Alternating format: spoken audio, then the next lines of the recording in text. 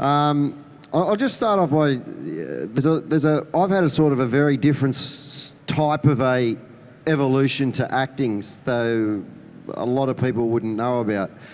I never wanted to be an actor. It was never on the horizon. It was never something as a young person that I aspired to or had any great interest in it. The way it happened for me was I'm a writer, and I'd been writing since a very, very early age and into my teens, and then I had a whole other life. I played professional sport called rugby league at Manly, at a site called Manly over in Australia, and then South Sydney, which is Russell Crowe's team. And so I thought that professional sports might be a career and where I might head. Unfortunately, that didn't happen.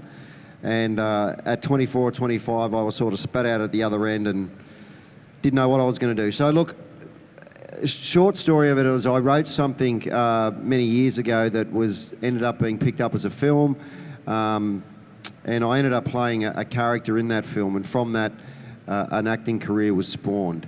But it was never something that I anticipated, and when I come to something like this, it's a very grounding experience because I still pinch myself at different stages and have to really,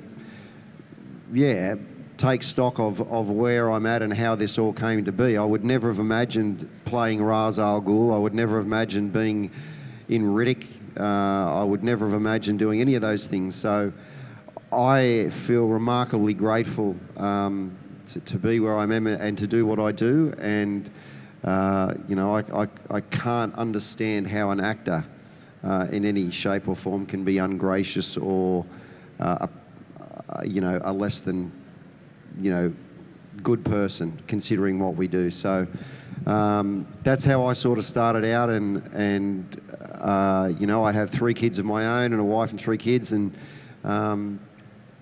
they're all very proud and very happy, but it is still a little bit overwhelming, particularly when I come to something like this. So if you guys have got any questions, you can come up and ask them, and hopefully we can get Manu up here at some point as well. I think he probably demonstrated that chokehold so many times that he has just knocked every person unconscious at this convention. Yeah. I think everyone's a little bit afraid of him. How are you, mate? Hello. When you got the role, did you watch Batman Begins to watch Liam Neeson do Ra's al Ghul? I did. That was one of the first things I did was watch. I'd seen Batman years ago, the first one, and knew the character and knew who he was, but I wasn't completely familiar with the mythology of Ra's and where he stood in the whole DC comic world. So I watched Liam's performance only so that I could not do the same thing. I mean, I'm not going to be able to do it perhaps as well as he or have that interpretation. So it was just a matter of looking at him and then trying to find my, a way in to give myself something that was unique and something that no one else had done as Ra's. So, but there was I felt a lot of pressure going into it because I didn't want to disappoint, and like I said a couple of days ago, there was something within the social media universe that had come out and said that Liam might be playing Ra's in Arrow, and I think there were quite a few people disappointed when they ended up with me, so I didn't want to muck it up. Thanks, mate. Hi, my name is Kevin. I got a question for you. Hey, Kevin. Do you think they'll ever do an episode or a few episodes of the Arrow where Bruce Wayne comes to meet you? Oh, look, I don't know. I mean, the writers at CW and on the Arrow show are really expanding the universe. The Flash has come about, the Legends are now in. I don't know whether there'll be a League of Assassins at some point, the Suicide Squad. There's certainly that scope to move in with that area, and particularly when the show's doing as well as it does and people are watching it. I wouldn't rule anything out with those guys. I think it's such a platform to explore everything. And they really do listen to the fans. So if the fans want it and they can hear that through the social media universe or whatever, then they'll entertain it. I know that for sure. That'd be awesome. Thank you very much. All right, thanks, Kevin. Hi, my name is Oprah. Hi, Oprah. I wanted to know, how did you get in character to play Ra's al Ghul? Look, it's always a funny process when you're an actor. You know, like I'm nothing like Ra's al Ghul. I'm not badass. I like to smile and have fun. Raz doesn't smile a great deal, and it's just an interpretation. And with someone like Raz, it's trying to have fun with the character. So you're doing something that's completely out of the realm of your own life, or how you are as a person, or how you are in your own life, and just to play with it. You know, like I figured he'd been around for thousands of years, so he was probably pretty pissed off and cranky at the world, and which my interpretation sort of brought across, I think. And then, you know, but I also saw him as a moral man, you know, like I know he's a villain in the construct of Arrow, but he seems like he's got morals, you know, he's replacing evil with death, and so from his standard, he thinks he's doing the world a great service. So I didn't want to play him as, you know, a villain in the sense of innately evil. You know, he was, so that for me was what I tried to explore from the start. All right, thank you. Thank you, Oprah. Hello. How did it personally feel to take up the completely ruthless and powerful role of Ra's al Ghul? Like I said before, mate, there was a lot of pressure. You know, like he'd been interpreted before by some very, very equipped actors and other people, so I felt nervous. But look, when you're actually doing it and you're on a set and there's Stephen Amell and there's the other characters, Carl Yoon, because you are Ra's al Ghul and because you have this great authority and you have this wealth of knowledge and you've got all this wisdom because of the years you've been on the planet, then that's fun to play with. You know, you really can stretch that and use it to your advantage when you're in front of another actor. You know, like it can come across as arrogance, that perhaps Raz knows better, or he's above everything else. So when you consider, you know, his backstory and where he's been and what he's about, then that will all help and obviously dictate how you interpret and how you are as an actor. And for the other actors playing against you, that's where the fun comes in. You know, they see you when they react to you as a good actor should, when you're high and mighty and you're above them, then that's the fun to play with, you know. So approaching it that way and how I approached it was just looking into his backstory and how he might view the Arrow, or how he might view Maseo, how he might view Slade if he's ever up against him. So Raz for me was untouchable. He was, you know, the master of the universe in both wisdom, in skill, in physicality. So that's how I tried to bring him across. Thank you. Thanks, mate. So I have a few questions. Sure, buddy. Move the mic up. You can speak directly into it. When you stabbed Oliver Queen through the chest, did Yeah. you know what was coming after that, or how did you react when you? Not really, because the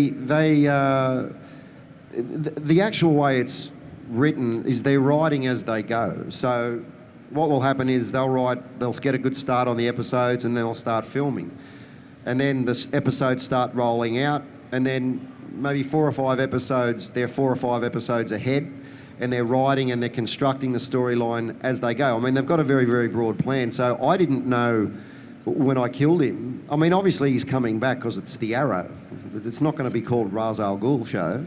It's the Arrow. So I figured, look, I didn't know whether I was going to put him in the Lazarus pit or what I was going to do. I just knew I was coming back and that he was coming back. So they, you know, it's up to the writers, and they explain to you, or they drip feed you, okay, this is what's going to happen and this is where it's at. So I really didn't know how it was going to turn out, but you know, they very rarely get it wrong. You know, they're very across the whole universe, and they're very smart people. So I stabbed him, and then I went home to Australia, and then they called me back. That's how it happened. Your character has a lot of backstory with the Black Canary. Did Yes. you get to work with Katie Lotz at all, or? No, I didn't, mate. Like we didn't cross paths at all. So obviously, with the new, with the new program coming out, there's obviously opportunities that they will explore with Raz across all those things. So, which is exciting for me because it'll be set back in time and they might be flashbacks or. But I've got to get a call from the producers just to see where they're at with all that. But yeah, that would be very exciting if we can sort of cross swords with her. Yeah. And if you were to come back to the show in the present, how would you like to see that happen? Would it involve the Lazarus Pit or?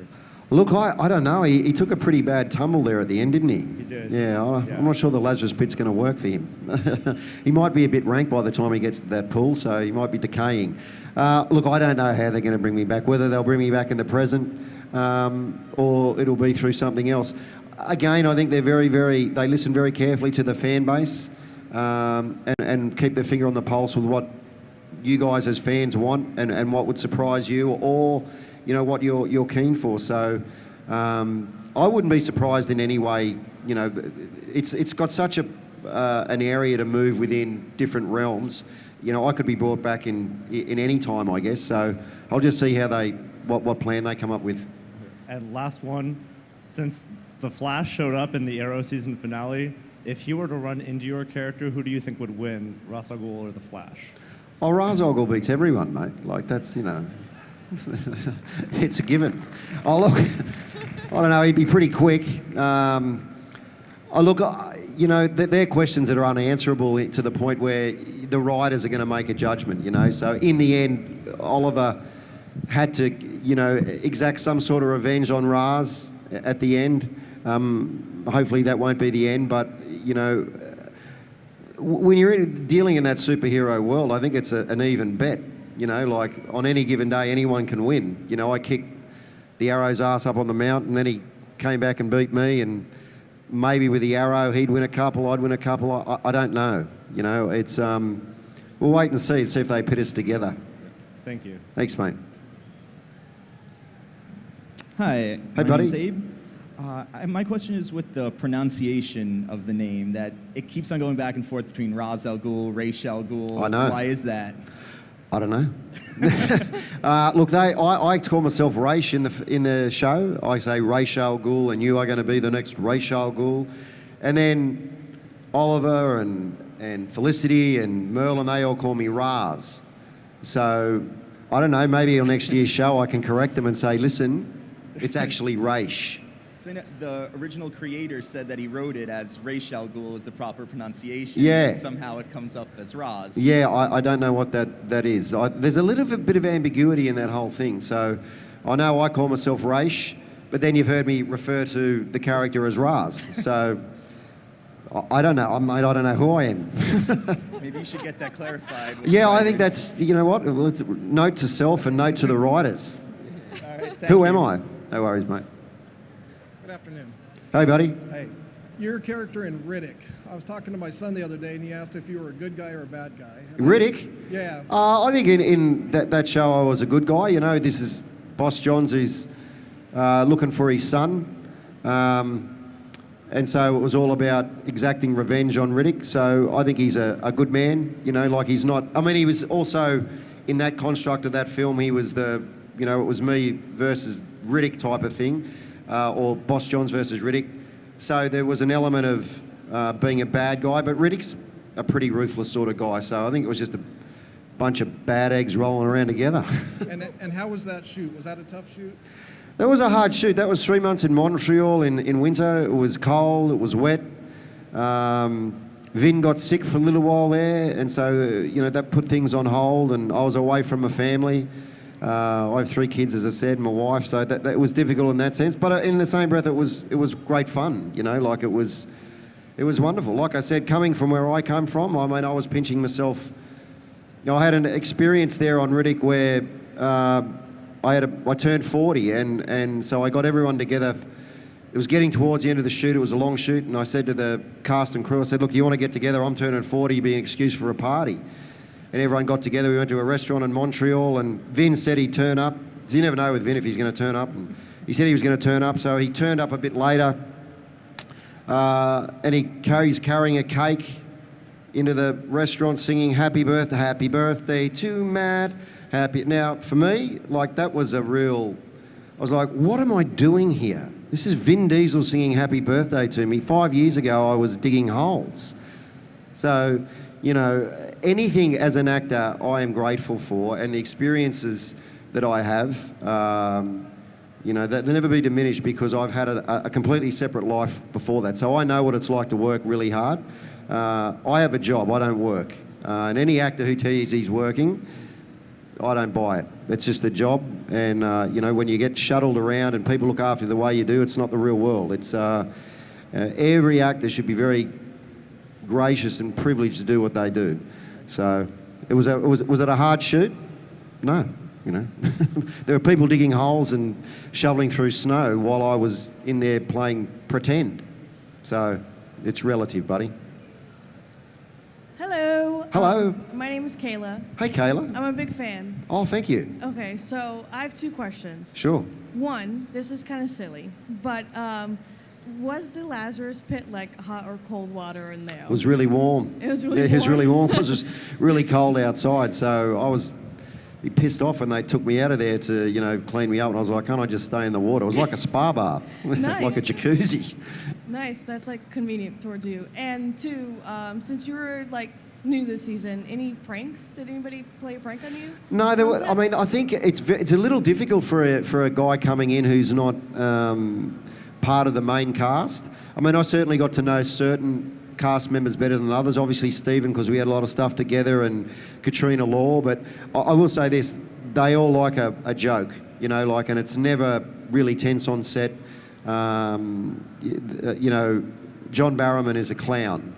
And a lovely guy, but he's constantly making everyone laugh, and he's such a showman. So, although no one pranked me, I did have a ball, and I was always smiling while I was there, as you should be as an actor.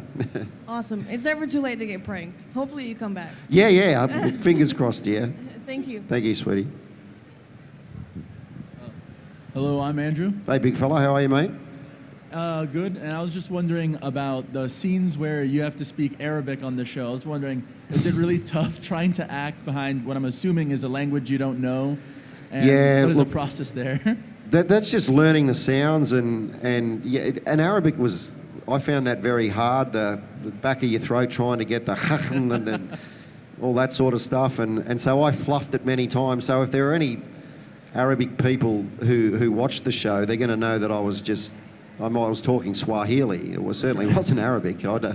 Because you're under pressure, you're under the gun, and they're saying, come on, move, we've got to get this shot, and so I was just giving an interpretation of how it sounded in my head. So, you know, it was hard for me to get my mouth through. I've got a very broad Australian accent, so it's hard to lose my accent anyway, and then I've got to start talking Arabic. You know, they give me the note the day before, and so it's a bit of a scramble, but I do my best, mate, so... Is it hard to like portray emotion, especially you say you have to act like the master of the universe? Is it hard to act like that when you're speaking essentially gibberish then from your point of view? Yeah. I mean, it's hard to fool yourself into doing it, and then obviously it's hard then if you're not fooling yourself. I don't know how that's going to read across screen. So those scenes I would always go back to the split, which is where we can get a playback and just have a look to see if I was happy with what had happened. But yeah, it sort of takes you out of it. There's lots of things that can take you out of the moment as an actor. You know, there's cameras all around you, there's people in your eye line sometimes, there's people talking, and then it's go. Now, if you're in an emotional scene, then you've really got to prepare. I do anyway. I'm not that emotionally available where I can turn on waterworks or appear frightened or scared or full of hope in a matter of cut, action, go. So it's just a matter of preparing yourself and hoping that it reads the right way. Yeah, thanks. Pleasure, mate. Hi. My question is, before playing Ra's al Ghul, were you a fan of the comics at all? I mean, I was a fan of Batman, you know, and I used to love Batman. I'm 43, so back in the day when I was growing up, I was watching, you know, the Batman show that Burgess Meredith played the Penguin in, and I think it was I can't remember who played Adam West played Batman, and the little fellow was playing Robin. So I used to love and watch that, and I loved all the characters in that, all the villains, particularly the Riddler and the Penguin and Catwoman. So I was a big fan of that. I didn't really explore the DC comic world other than the Batman realm. So the first time I heard of who Ra's al Ghul was, was when I was offered the role, and then they said, this is who he is. So my reference to it was the Batman Begins film.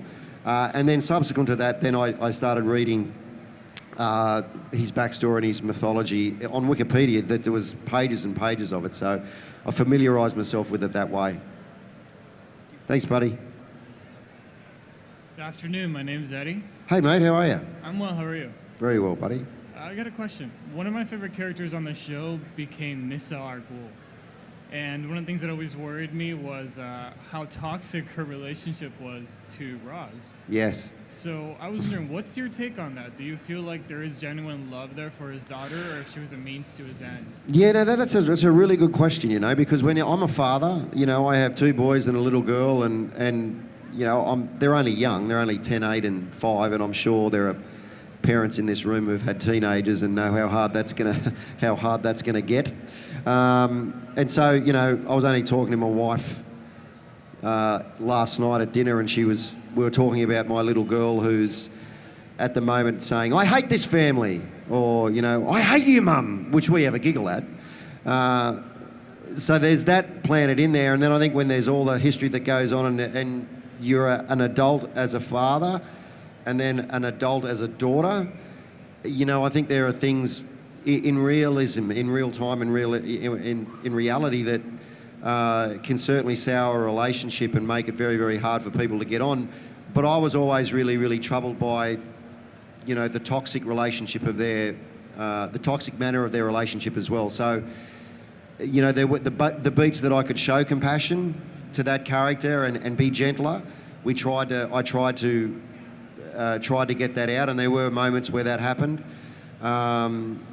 So it was just a matter of trying to find a way in, you know, with all the text that you're given, that you're grabbing her by the face and saying, right, you know, I'll kill you, and the moments that were given to me to be compassionate. There was a moment when she comes into my room and I say, oh, it's lovely to see you, and gentler, and so, but yeah, that's a good question. It's difficult when you are a father and you know that it's, to be a father, and the mainstay of that characteristic is to show love for your children. So it's just a matter of getting in with Nissa. Thank you. Thanks, mate. Hey, I'm Kyle. Hey, buddy. I was wondering, when are we going to see you fight Ben Affleck? Ben Affleck?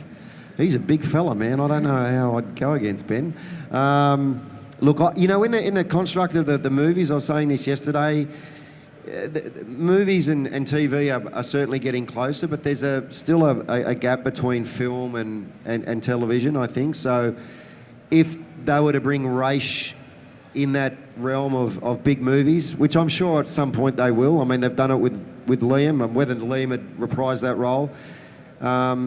They tend to go out to actors, film actors, people who are, it's all about putting a movie together with names that people know. So would I like to get that call and say, yeah, you're in a movie and you're getting to fight Ben Affleck?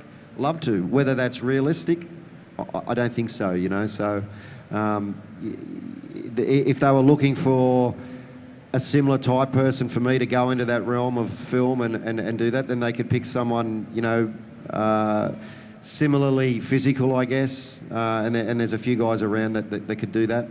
But yeah, I'd be pleasantly surprised, mate, if that ever happened. All right, thank you. It's a pleasure, Kyle.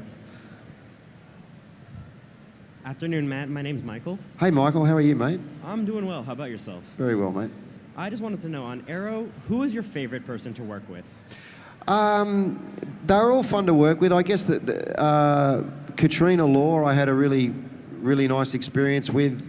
She obviously plays my daughter, so it was important to establish some sort of relationship off screen so that it felt organic and natural. And Carl Yoon was another guy I spent a lot of time with. Stephen, who's so busy on this show, like he's in almost every scene, so he's sort of jumping between, you know, getting enough sleep just so he can turn up to work. But I got an opportunity to hang out with him a little bit. They're all really good people, you know, and very gracious people. And they took me in and treated me very kindly, which was their third season. So it wasn't a clique. It wasn't, I didn't feel like I didn't fit. They were all really, really good people to work with. And the directors and the producers were also great. But if there was one person that I connected with more than the other, I guess it was Katrina because I spent most time with her. All right. Thank you very much. Pleasure, mate. Hi, my name is Chloe. Oh, hello, Chloe. How are you? Good. I have a question. Sure. How do you get in character for the things you do? Well, that's a good question. How do I get in character for this role? It depends on what role you're doing, Chloe. Like if I'm playing Ra's al Ghul, then when you put on all your costume, your ring, I put my rings on and my robe. They slick my hair back. I've got longer hair. I've got a goat beard. I look in the mirror and see someone different than what I am, so that helps me get into character. If I'm doing another role where, say for example, I played a role where I was a policeman not long ago, then I'll have a look at some of the other actors who have played policemen in other shows or movies and see how they approached it. I might talk to real police and see how they approached it. So there's a whole heap of different methods that you can use to get into character. The hardest thing is then staying in character and then pulling yourself out of it. So once you've got a character established and you know who you are, and then having to go home and be yourself again. So that's something that I struggle with a little bit. Thank you very much. Oh, it's a pleasure, sweetheart. She was so cute. Yeah. Hi, Mr. Raja Ghul. Hey, how are you? I'm good, thank you. I actually just wanted to thank you so much for last night or two ago at the VIP party. I saw you with Slade, and I really wanted a picture with you too, but I was like kind of shy, but then you kind of pulled me over and was like, yeah, let's get a picture. Oh, it's a pleasure. So Look, no, look, I appreciate that. Look, like I said, actors, you should never, ever be nervous approaching an actor, and an actor should never make you feel nervous approaching them. They're people, and they're very privileged people to be doing what they do. And you people, the fans, should be treated with the utmost affection and respect, because without you, there's none of this. It doesn't happen. So, sweetheart, it's a pleasure. Thank you so much. It's a pleasure. An honor. I wanted to get my parents to ask a question, but they're too shy. Well, see, you shouldn't be shy. If you only knew my life, you'd probably be throwing things at me, not asking questions. No, never throw anything. You are absolutely so humble, so kind, so sweet. So thank you so much for what you do. It is an absolute pleasure, my dear. Thank you. Have you ever kept any of the props from the show? No, I'd like to, though. They've got some cool stuff. They've got the swords and I'd like to. Those rings that I've got, I don't know where I could wear it. I'd like to wear the costume out one day. Like, that'd be pretty cool. Just rock up as Ra's al Ghul to the service station or the movies. You could sneak them through TSA. I'm sure there'd be no problems. Yeah, At customs. look, if I get to go back and do some more, then I'm going to probably take a little bit home with me. I love the jacket and the robe. Good on you, buddy. I was wondering if you could play someone else on Arrow, who would it be? Who would I play? I'd probably play the Arrow. I mean, he's got a pretty cool gig. You know, he's the star. He gets all the girls. Yeah, be hard to beat, I think. It's a good choice. Yeah, play the Arrow. Or one of the girls, so I could be with the Arrow. He's a good-looking guy. Like, for me, I was, you know, I got to say, when I first met Stephen Amell, I'd seen him doing the thing on the ad and stuff, you know. I was like, oh, he's a pretty fit guy. But then I met him, and yeah, he's built like the statue of David. And he's a big guy. You know, I'm a reasonably big guy, but he towers over me, and he's a big man, and he's very easy to look at. You know, I look at myself in the mirror, and then I just, oh, great. And I'm up against him. Hey, how's it going? My name's Jesse. Hey, Jesse, how are you, mate? I've got a little boy named Jesse. Nice to hear. First and foremost, you and everybody else killed it on season 3. Appreciate Excellent that, job. My question, I don't know if you'd know, but just out of curiosity, with all the scenes from places that could have been in Green Lantern, and plus John Diggle kind of having John as the first name, what's the chance that he might find a ring, put it on, Well, like I said before, buddy, I think, within that realm of the DC comic world, they leave a lot of unturned stones, So I know they've got big plans for Diggle. And by the way, he's another wonderful fella, David Ramsey, who's just a really solid guy and does a great job on the show. So, yeah, I think, one of the great things that the writers do is they do plant seeds in the minds of the fans. And I think that makes you much more anticipant of what might happen and gets you excited about the show. So again, and they listen very carefully to the fans and have got the pulse on, what the feeling is out there. So again, mate, I wouldn't be surprised in it. Look, I wouldn't be surprised if I came back as the Arrow, Right. Cool. Thank you. Sort of, yeah. Thanks, mate. I was wondering, you're actually not on social media, right? You are not on Twitter? The only thing I'm on is Instagram, which is Matt Nable. I'm not on the rest of the stuff because, not as a statement or anything, but I don't have a great deal of time to be doing stuff on there. If I'm not working, then I'm sort of juggling 3 kids, and when I go back home to Australia, I've got to give my wife a rest. So it's hard, and I really struggle with, why does anyone want to know what I do? I struggle with that. Like, I just had a meat pie and a beer. Who cares? I have fan Do you know what websites I mean? that tweet I find at it me ridiculous. about you all the time now. They tweet about me. Yeah, they're contacting me because they know I'll be near you. Oh, wow. See, I find that bizarre. So, I have no I want idea you to why get- anyone... My life is so boring. Do you know what I mean? Like, I get yelled at constantly by my wife. My kids are kicking me up the arse. Oh, it's like no one wants to know about that. I think that's what all reality television is now. I think it Yeah. Look, I wish my life was exciting and I was... look, it's exciting because I get to do this. Obviously, it's very exciting. I'm not putting that down in any way, shape, or form. But like when you go back to life is life. I have my kids and my wife, and I love that. I'm at a point in my life where I'm trying to make things as simple as I can. Twitter would just make that complicated. So I try and stay away. And Facebook, I have, again, I'm the whole self-promotion thing is sort of is uncomfortable for me. So I have Instagram that I post pictures up on, and that's about as far as I go. So I apologise if people want me to do, but it's just not going to happen. I don't have the time, and like I said, I find it always bizarre that people would like to know more.